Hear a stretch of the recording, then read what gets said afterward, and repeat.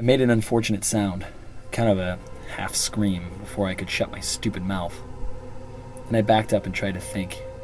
Could I take the old lady or not? Maybe I can make it to a shelf and beat her back with a can of corn. There was movement around the corner, which sounded like someone loading a cart with cans and boxes. I looked at my watch, 5:10 a.m.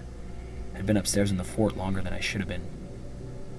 I took a quick look, petrified that it would be my last, and there she was, doing just what I figured, filling up the cart with stuff for a big breakfast. But I saw why she hadn't found me. Miss Goring was humming, quietly butchering some song in her head with a small pair of headphones over her ears. I watched as she pushed the cart up the hall, and stopped, and slammed the door shut behind her, sealing me inside. The door wasn't locked, only closed, and soon I was back in the bomb shelter, sitting on the cot and wishing Marissa was with me. I opened a Cliff Bar and choked it down with water. Boredom sunk in rapidly.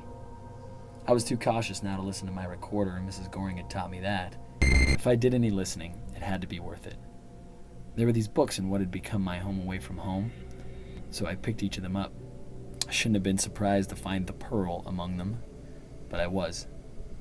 The other book was called The Woman in the Dunes, by a Japanese writer whose name I couldn't pronounce. Both books were tattered and yellow at the edges with pencil markings that had all but faded away on some of the pages. I fell back on the cot and began reading.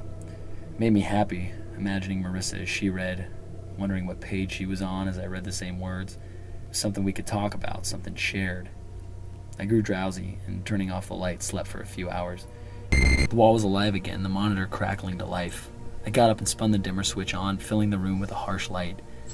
I could see the main room of Fort Eden again, buzzing with activity. Everyone was awake, and checking my watch, I realized I'd slept a full 4 hours. It was pushing 9 a.m.